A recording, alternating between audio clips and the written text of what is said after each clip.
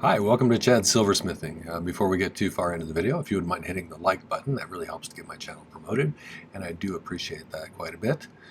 The other thing is I love it when people leave comments. In fact, this video is going to be about some comments. So I appreciate questions. I appreciate constructive criticism. Ideas for videos are always great. How you do things is interesting to me. Those kind of things are great. So feel free to leave that sort of a comment. So what I'm going to do today is I'm going to pick some of the most common questions that I get from people. I generally answer their questions in the comment section, but not everybody reads through the comments. So I thought I'd answer some of the more common questions I've gotten over the past 3 years. So as I answer these questions, I'm giving you my best information that I have at the time. I've been known to be wrong before, but I think I'm right on these ones. And I do have an interesting question that I want to ask some other experts out there about, because I do not know the answer to it. And I've had an assumption about what I thought was going on the entire time I've been doing this, and I may or may not be right, but I'd like to know an expert's opinion on this, so I'll ask that one at the end. But for now I'm going to address 5 of the most common questions that I get from people, especially beginners. So before we do that, I wanted to thank some people. First off, my patrons over on Patreon. I have a wonderful group of people over there. I so appreciate their support, not only financially, but also the great community that they've built over there. I love learning from them and teaching them what tricks that I know. It's a great place over there. So thank you for making it that way. I do appreciate it. The other group is my YouTube subscribers. We just passed 16,300, I believe, which is awesome. Thank you so much for that. I love hearing from people in the comments that I've helped them in some way. So those of you who've told me that, that makes me feel really good, and I do appreciate it. It's nice to have some positive input. And I also do appreciate the financial contributions, like the Buy Me a Coffees and the Super Thanks. Those help a lot with the cost of materials, which have gotten pretty sky high right now. So, all right, well, let's get started on this video. So here we have one of my design idea books, which you can get on my merch store if you're interested. The more recent ones have some charts on the back or some other information that's useful for silversmiths. This one has fractions of an inch to decimals to millimeters. I find that super useful, as I was raised using fractions of an inch, and I'm trying to use millimeters more often, or the metric system, because it's more logical. So if you're interested in that, check out the merch store. I also like that it allows me to keep a record of my projects in case I want to go back and redo it again. Because as many projects as I've made in the past 3 years, I can't remember everything anymore that I made. So, okay, so today I'm not really going to be sketching anything up. We're just going to talk about some things and answer some questions. So one of the more common questions that I get is, should I use sheet solder or wire solder or paste solder? And there's not really a one good answer to that. Different people learn in different ways how to do these things, and there's not necessarily a right or wrong to it. It's just kind of your preference. Now, I am a big sheet solder user, and the reason that I like sheet solder is for a couple of different reasons. One thing is that it allows you to cut small pieces of solder that won't move around much when you sit them down because they're flat. So if I take some little pieces of sheet solder and place them somewhere, they're not likely to roll away or anything like that. I've seen people who use wire solder for some reason, and they actually cut out pieces of wire and place them around there, and then have trouble keeping track of them because they want to roll away. And I think that this allows for that to stay in place a little bit better. I've even seen people who use wire solder and then pound it flat, which makes me laugh because you could just buy sheet solder. So that's an extra step you can probably skip unless you can't get it where you're at or something. The other thing is the rationale most people have for using wire solder. Let's say they want to solder those together. So what they'll do is they'll flux it and they'll heat it up to the point where it's to the solder flow temperature, and then just touch the end of this wire right there to get it to flow into there. And that's exactly what I do with my pick, which looks like this. But instead, I pick up exactly how much solder I want on the end of the pick, heat it to the soldering point, and then touch it there. And then it does exactly the same thing, but it gives you one more aspect of control that you don't have if you're just using wire solder. With wire solder, the solder melts very quickly, and it's difficult to control exactly how much of it comes off of there. You know, some people are faster than others at pulling it away, and so if you pre-cut your solder and pick it up with your pick, you know exactly how much solder you're going to be placing in that particular spot. So I find it gives me a little more precision in how much solder ends up in the solder joint. That being said, there are people who are super good with using wire solder and can control it very well. I just think that's an extra skill you have to develop. I found pick soldering to be not too difficult to pick up, and once I got really good at it, it makes things go really fast, so and precise. And that's why I like to use sheet solder for the most part. I never actually tried paste solder until I became an affiliate of Pepe Tools, and they sent me some. They sent me all these different kinds.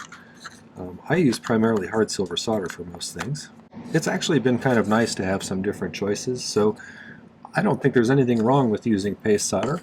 I have hard paste solder, that has the same exact percentage of silver in it as my sheet solder, so sometimes it's convenient to be able to squeeze it there.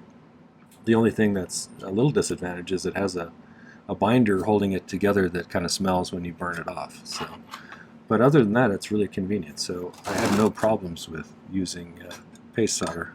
That is my answer for which type of solder you should get. It wasn't a very specific answer, but I told you what I get and why I get it, so you can go from there. The second thing is what sort of torch should I get as a beginner? And so there's a number of ways you can look at this. You could invest in a really good torch right away. Get yourself a nice acetylene air torch, for instance, which is what I use generally.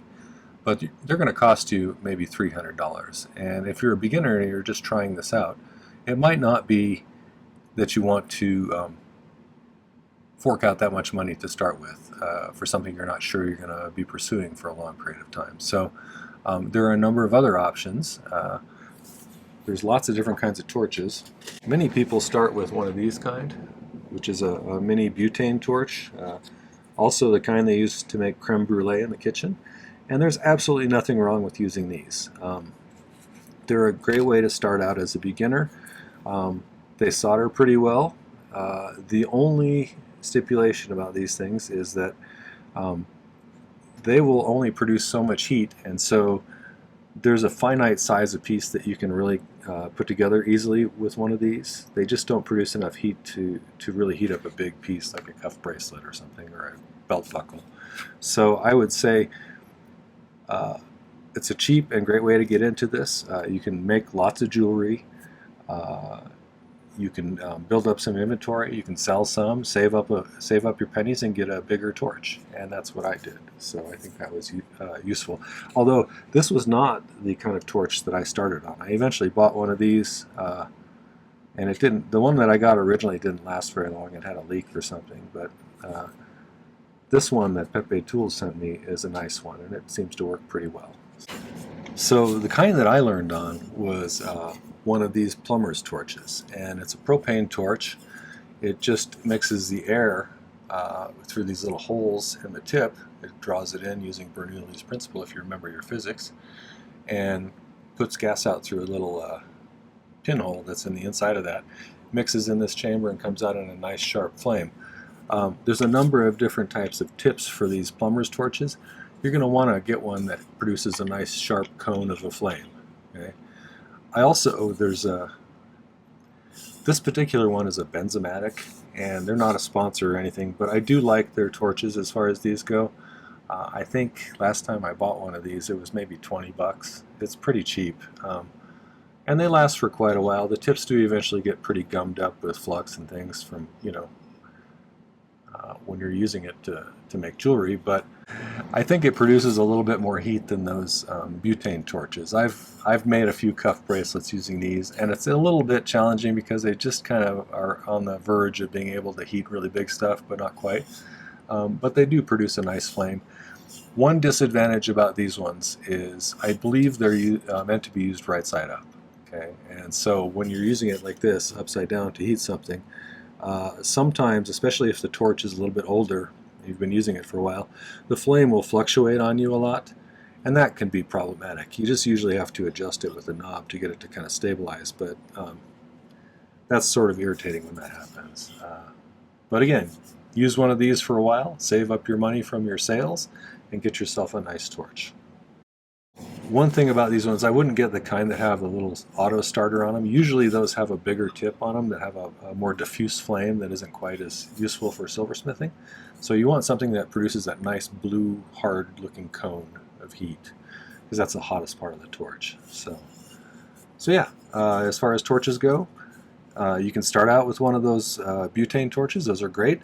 One of these is great. But if you want to jump right in and invest in a more substantial torch that will last you for a long time, I would go with the Silversmith model, which is what I use, or some similar torch like it.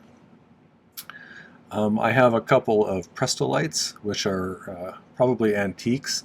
They have the same basic idea behind this. The handle looks a little different. I think it's actually Bakelite, probably.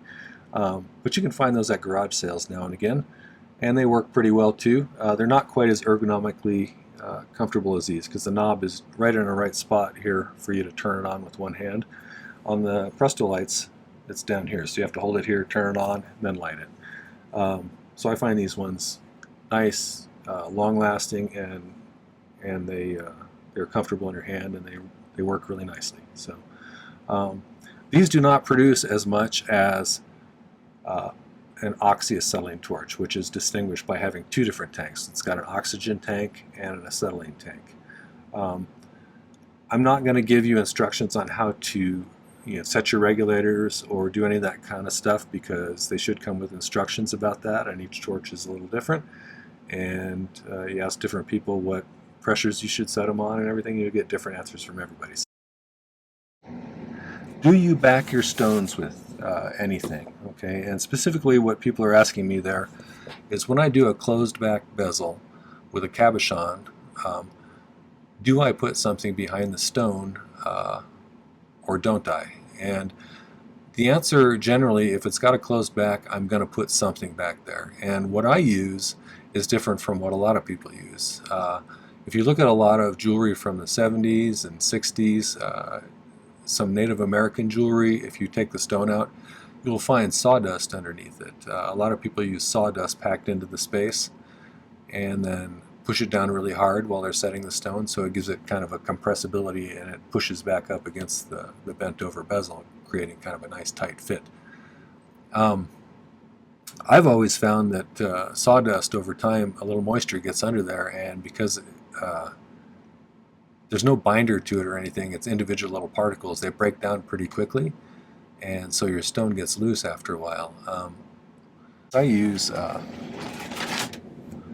anytime you get this kind of a backing, like on a legal pad, sometimes they pack this as a stiffening thing with a bunch of paper documents in order to keep them from bending. It's compressed kind of tag board. It's basically cardboard with no corrugations. It's got some sort of binder or glue in it that holds it together. And if you cut layers of this, you can raise or lower your stone to your heart's content. I don't like to put a huge amount behind, but I do like to have a little bit of compressibility and substance behind the stone, so that it has that force pushing it up when you release it. That gives you a nice tight fit. I took apart a ring that somebody asked me to swap a stone out or something years ago, and the ring looked like it was probably 50 years old, and it had something similar to this under the stone, and it looked like it was brand new. It hadn't been aged much at all, so I think it stood up to time better than sawdust does. But again, that's anecdotal information. However, it has held true for me for the most part. So that's what I use. Do you have something else that you use? I'd be interested to know. I had a comment one time from someone after I mentioned that on the channel who said I would never buy a piece of jewelry if it didn't have an open back on the stone or if it had something behind it. Which is fine if you don't want to do that, but I think it's standard practice at least in silver jewelry, to do that with cabochons. So either way, that's what I do. Let's look at the next question. What do I do with my silver scrap? And I've answered this question numerous times in the comments, and generally I keep some of it so that I can do freeform castings, or I can cast ingots so I can make some, a thick slab, or some thicker wire or something that I don't normally buy that stock. It's nice to be able to cast your own little ingots and roll them out with a rolling mill. I have a great rolling mill from Pepe Tools, which they gave me, and I use that pretty frequently to size some wire down that I've cast out of an ingot. The other part is the scrap that I don't end up using that for. It builds up pretty quickly if you're making a lot of jewelry. In fact, I remember probably the first 5 or 7 years that I did this. I just put all the scrap in a bag, and when I finally decided I could probably recycle this by sending it back to the company to get some credit, I had like 17 pounds of silver, and so that was a nice influx of new raw materials when I sent that back. Most of your jewelry companies where you get your raw materials will buy the scrap back at a slight discount. Mostly it's 75% or better, depending upon what you're sending back. If your scrap is clean and doesn't have a lot of other stuff mixed in it, sometimes they'll give you a little bit higher percentage of spot price for it. Some of them will send you back a check if you ask. Some of them will give you credit for new raw materials. I generally just take the credit because I'm constantly using up new raw materials. So that's another way to use up your scrap. Some people use silver dust, if it's clean silver dust, to create textures on metals. I've seen people do that. I've done it a couple of times. Once in a while, I'll even give myself a challenge and pull a bunch of scrap materials out of the scrap bin and try and come up with a saleable piece that's interesting looking. So you can come up with some pretty cool scrap pendants once in a while if you take a little time and try to design around some individual pieces that you have left over from other projects. What hardness of metal should I order? And I get that one pretty frequently because it's a little bit confusing when you're new to this. They give it a hardness rating based on how work hardened it is, or heat hardened, depending upon how they did it. But silver, like most metals, the more you work it, the stiffer and springier it gets. And the way to change that back into the soft version of it is to heat it up to kind of a reddish color and then let it cool off, and it re-softens the metal up. It's called annealing. So for the most part, when I'm buying raw silver or raw materials, I don't want it to be really hard because I'm going to be bending it and cutting it and pounding on it and shaping it, which in itself is going to make it harder as I go, because work hardening is called work hardening because it happens when you work the metal. And I want it to be easy to bend so that I can shape it more easily. If you buy it pre-hardened, it's going to make it super hard to shape it, and you may have to just anneal it anyway so that you can do that. The one exception that I make from that sometimes is I make my own French wires for earrings, and so 20 gauge is pretty standard for ear wires for most people, and so I'll occasionally buy a roll of 20 gauge half hard because it's pre-hardened, and That way you don't have to spend any time work hardening the ear wires after you make them so that they're springy enough to hold up to everyday use. So other than that, everything's dead soft. So there are other hardnesses like spring hardness and stuff like that, but I don't know anybody who uses any of those. There may be some specific specialized purposes for those that I'm not aware of, but maybe engraving or repoussé or something. I don't know. Anybody who knows the answer to that, feel free to answer in the comments, because I don't know the answer to that one.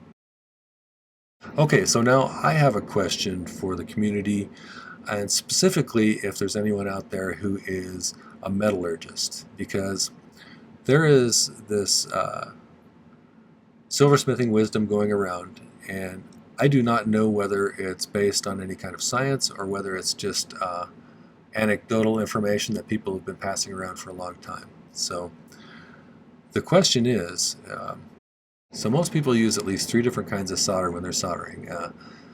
They'll start with a high temperature solder, and then with the idea that they're not going to reflow the previous solder joints, they'll use the next one for the next few solder joints. So it would be medium solder, which melts at a slightly lower temperature, about 80 degrees if I remember. And then for the last joints they'll use easy or extra easy, which they have now, which has an even lower temperature. I think it's 100 degrees lower than the medium. And the logic is, I'm going to create this piece and I'm trying not to remelt the previous solder joints because I'm worried about it falling apart. And generally it doesn't do that if you heat it in a way where you're paying close attention to where the heat's going.